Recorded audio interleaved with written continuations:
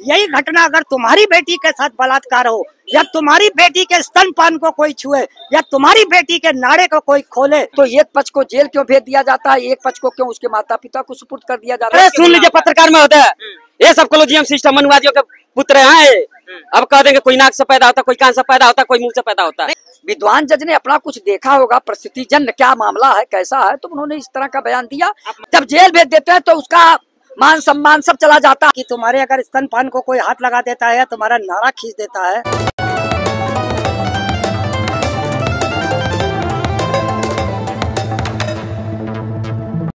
नमस्कार, जोहार, मैं हूं विवेक कुमार, आप देख रहे हैं ओबीसी टाइम्स।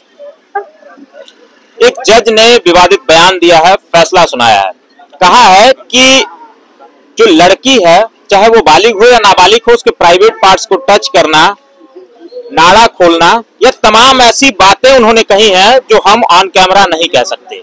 उन्होंने कहा है कि ये सारी चीजें, जो भी अश्लील हरकतें आप करते हैं, वो अपराध की श्रेणी में नहीं आता है। इसका मतलब ये कतई नहीं है कि आप बलात्कारी हैं या बलात्कार करने वाले हैं, इन सभी श्रेणी में नहीं आता है। इसी चीज पे बात करने के लिए आज हम लखनऊ में मौजूद, हमारे साथ तमाम लोग हैं।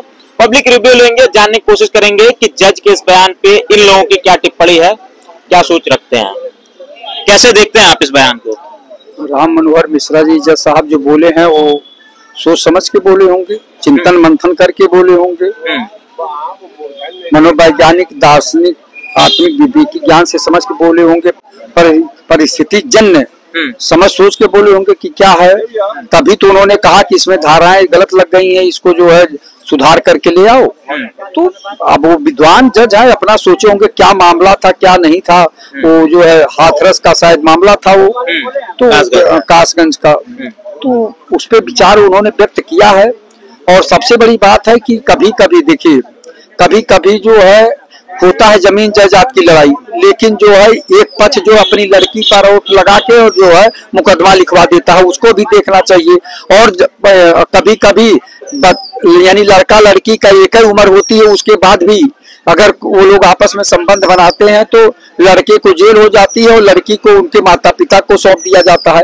तो जब यहाँ प्रश्न उठता है कि जब पुरुष और महिला बराबर का सम्मान है, बराबर का माना गया है, तो एक पक्ष को जेल क्यों भेज दिया जाता है, एक पक्ष को क्यों उसके माता पिता को सुपुर्द कर दिया जाता है? लड़की को भी जेल होनी चाहिए। कानून सबके लिए बराबर है ना? हाँ, बिल्कुल। कानून अगर सबके लिए बराबर है तो सब उसको भी जेल जाना चाहिए। अगर 17.5 साल की लड़की है और 18 साल का लड़का है, तब भी लड़के को जेल भेज दिया जाएगा, लड़की को माता पिता के हवाले कर दिया जाता है। भले वो लोग जो है अपने जो है यानी एक मत होके संबंध बनाए हो, लेकिन कोई देख लिया तो लड़के के ऊपर आरोप लगा देंगे। या कोई ऐसी बात हो गई कि उनकी जो है कुछ पूर्ति, जैसे नहीं होता कि कुछ मांग रही होगी, वो लड़का नहीं पूरा किया तो उन्होंने लगा दिया कि उन्होंने बलात्कार किया, और जबकि वो सहमति से हुआ तो वो जेल चला जाएगा लड़का, उसकी पूरी जिंदगी बर्बाद हो जाएगी।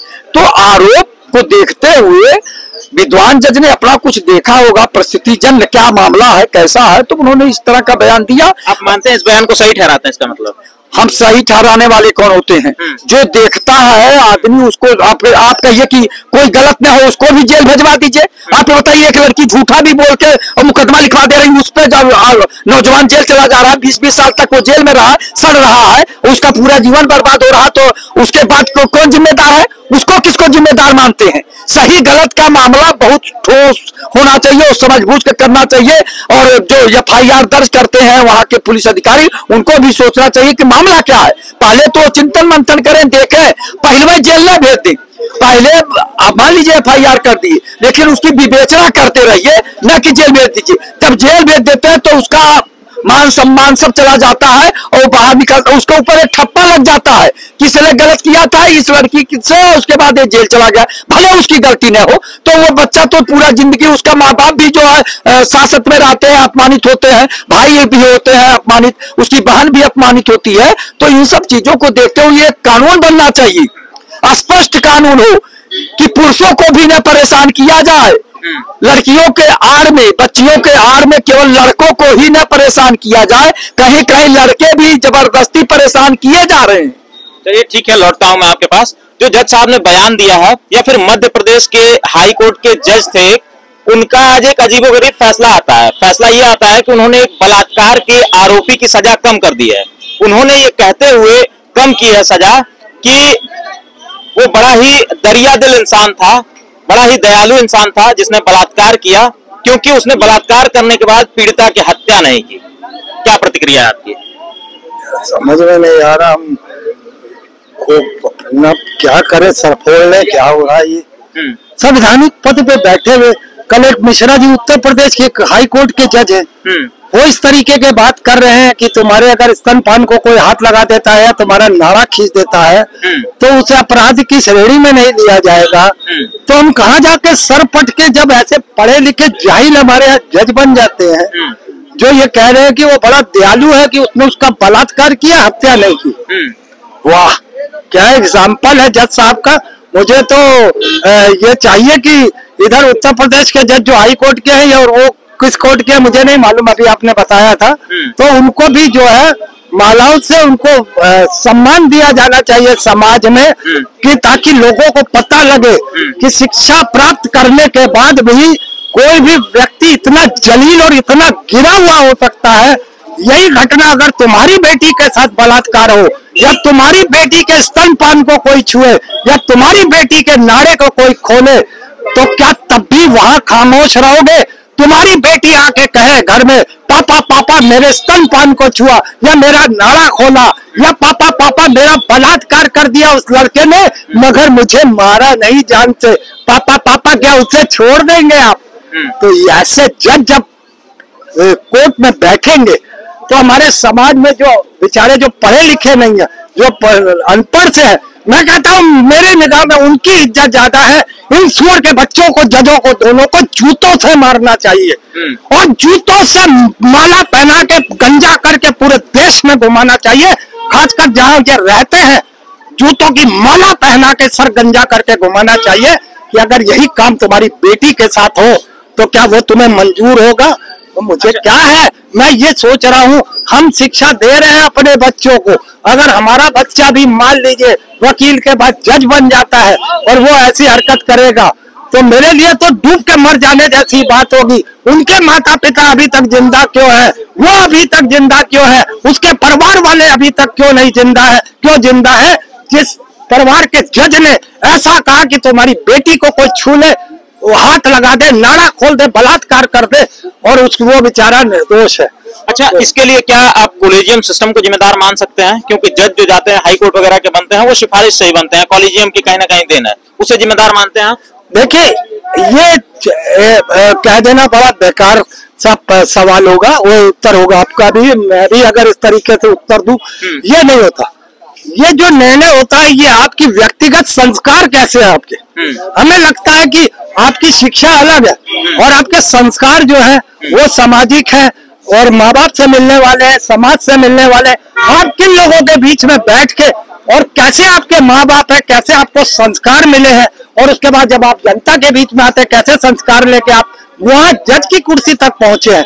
तो यहाँ पर वो चीज आ रही है कि आपको समाज ने क्या दिया, यही दिया है कि आप इस तरीके के निर्णय लें, तो बड़ा शर्मनाक है। मैं फिर से कहूंगा, ऐसे लोगों को तो जूतों की माला पहना के, बाल मुड़वा के इनके राज्यों में घुमाया जाए, ताकि देश में ये पैगाम पहुंचे कि हम इतनी मेहनत से अपने बच्चों को अगर हम पढ़ाते हैं, उनके माँ बाप ने भी सोचा होगा, दोनों के जजों के, कि अरे हमने ऐसे ही नालायक औलाद पैदा करनी थी, तो इससे अच्छा तो ये मर जाते, ज्यादा अच्छा था। अरे हमने इनको पढ़ा लिखा के जज बनाया है, और ये कह रहे हैं कि तुम्हारी बेटी के साथ बलात्कार हुआ, ये तो अच्छा हुआ ना, मार के तो नहीं गया, या तुम्हारी बेटी के स्तनपान को छुआ और नाड़ा ही तो खोला था, कोई रेप तो नहीं किया था। तो वारे बात ताज्जुब की बात है। मुझे तो अफसोस होता है कि ऐसे जजों को नियुक्ति बराबर से तय की जाती है कि उसको, अच्छा सरकारें भी खामोश है, सरकारें भी खामोश है, उस पर एक्शन लेकर उनको तुरंत निरस्त करना चाहिए, उनके पद से तुरंत बर्खास्त करना चाहिए। मगर सरकारें, और खासकर भाजपा की, जिसके चरित्र में, जिसका प्रधानमंत्री कहता हो बेटी बचाओ बेटी पढ़ाओ, वैसे संस्कार हो, जो कहता हो कटमुल्ला है, वो कहता हो रेखा गुप्ता दिल्ली की मां बहन की गालियां देती है नगर निगम में, ऐसे संस्कारी लोग इनकी पार्टी में है। ऐसा देश का प्रधानमंत्री है जो गलत आचरण का है ना। तो एक ब्रजभूषण हो गए, सेंगर हो गए, ऐसे कई मिसाल मैं दे सकता हूँ जो भारतीय जनता पार्टी में बढ़ी है। तो ऐसे जजों का होने से उनको क्या इतराज है, वो तो ऐसे जजों को भी प्रोटेक्शन देंगे। ठीक है, मैं लौटता हूँ आपके पास। क्या लगता है जो बयान दोनों जजों ने दिया है, चाहे वो मध्य प्रदेश हाईकोर्ट के जज हो चाहे उत्तर प्रदेश के जज हो, मिश्रा जी ने जो बयान दिया है, कहा है कि नाड़ा खोलना, तमाम चीजें करना, ऐसी हरकतें करना अश्लील, ये अपराध की श्रेणी में नहीं आती है, क्या सोचते हैं आप? वो किसी माँ के कोख से थोड़ी पैदा हुए, अब कह देंगे तो बुरा लग जाएगा। ये मनु का औलादे हैं क्या ये? आखिर क्यों, चाहे किसी की गरीब की बेटी हो, किसी समाज की बेटी हो, आप कौन से तो फैसला देने वाले हैं कि नारा खोलने पर चाहे वो शब्द नहीं उठा सकते स्तंभ के लिए, चाहे वो छूने से FIR दर्ज नहीं होंगे और केस में धारे नहीं लगेंगे? क्यों? पढ़ाई लिखाई करके जज बने हैं, कहीं ना कहीं कॉलेजियम सिस्टम से आए हुए हैं। क्या बताया जाए, इस देश में चाहे कांग्रेस रही हो चाहे बीजेपी, सब कॉलेजियम सिस्टम से। कोई पिछड़ा दलित कितना गया है, कितने जज है हाई कोर्ट और सुप्रीम कोर्ट में? अरे कितने हैं? वो जज है, अरे सुन लीजिए, पत्रकार में होता है ये सब कॉलेजियम सिस्टम मनवादियों के पुत्र हैं। अब कह देंगे कोई नाक से पैदा होता, कोई कान से पैदा होता, कोई मुंह से पैदा होता। नहीं खैर वो नहीं, वो सोच रहे हैं कि हमने किसी माँ के गर्भ से पैदा नहीं हुआ, चाहे इंसान हो चाहे जानवर, वो उसी माँ के कोख से पैदा होता है, तो उस माँ के कोख को गाली मत दीजिए। ये इन जैसे जजों को तत्काल निकासी करना, तत्काल इनको सस्पेंड करना चाहिए, हटाना चाहिए। एक ऐसा जब इस देश में बलात्कार करने वालों को ले आके सम्मानित करती बीजेपी गुजरात में, वो उसी तरह का धारणा प्रदेश में, उत्तर प्रदेश के इलाहाबाद हाईकोर्ट ने जज ने दिया, जज ने वही मध्य प्रदेश में कॉलेजियम सिस्टम बना रखे हैं। उन्हीं को जाना, मनु का औलादे को जाना है, ये कुछ नहीं करेंगे। इनको लगता है किसी माँ के कोख से हमने पैदा नहीं लिया। क्या सरकार भी कोई एक्शन नहीं ले रही है? इसके पीछे क्या वजह हो सकती है? ये सरकार क्यों लेगी? आए दिन इनको प्रमोशन तो चाहिए। अधिकतर नेता तो फंसे हुए हैं, अधिकतर नेता फंसे हुए हैं। कोई छेड़छाड़ का मार, कोई 376 की 377 में, ये फंसे हुए हैं। उनको भी तो बचना कि नहीं बचना, अपने नेताओं को बचाना कि नहीं बचाना? बचाना है तो बचाना, तो इन जजों को साथ में लेना, अगले बार इनको राज्यसभा सांसद बना दिया जाएगा या किसी प्रदेश में राज्यपाल बना दिया जाएगा।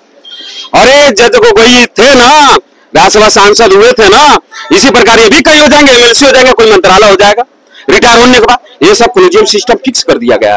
ये पिछड़ा दलित हम तो कहे, मैं तो पूछता बताओ और गड़िया कुल में कुछ इतवार के राज चौहान अतेली लोहार बढ़ई नायक साथ कड़ी गणसी भैया प्रजापति चौरसिया शेख सारी पठान, इस देश में कितना बार सुप्रीम कोर्ट और हाई कोर्ट का जज हुआ? ऐसा नहीं है कि इनके बच्चे पढ़ते नहीं है, कि नहीं है, क्यों नहीं इनका नहीं होता, क्यों नहीं इनका प्रमोशन होता? नहीं करेंगे। जब भी आएगी बात, जब लड़वाना होगा देश में तो धर्म के नाम से लड़वा देंगे, और जब हक हिस्सा की बात आएगी तो जात बता के किनारे कर देंगे। पत्रकार महोदय, यही है कॉलेजियम सिस्टम इनकी। कुल मिला के आप इस बयान को कैसा मानते हैं? ये भाई सरासर देश की आबादी 50% देश की आबादी महिलाओं की ये निंदा किया गया है, ये बेइज्जत किया गया है या देश की आधी आबादी महिलाओं का। ऐसे जजों को पद पर आना शोभित नहीं देता, इनको तत्काल हटाना चाहिए। चलिए ठीक है, ये हमारे साथ उत्तर प्रदेश की जनता थी जिनसे हमने बातचीत की उस मुद्दे पर, जो एक जज की कुर्सी पर बैठ करके आदमी जो बयानबाजी करता है, जो फैसले सुनाता है, कहीं ना कहीं लोगों ने कहा कि ये बहुत ही निंदनीय है, तत्काल उन्हें बर्खास्त कर देना चाहिए उस पद से। बाकी आप क्या सोचते हैं वो कमेंट्स के माध्यम से जरूर बताइएगा। जल्द मिलते हैं अगली वीडियो के माध्यम से, तब तक के लिए नमस्कार, जोहार।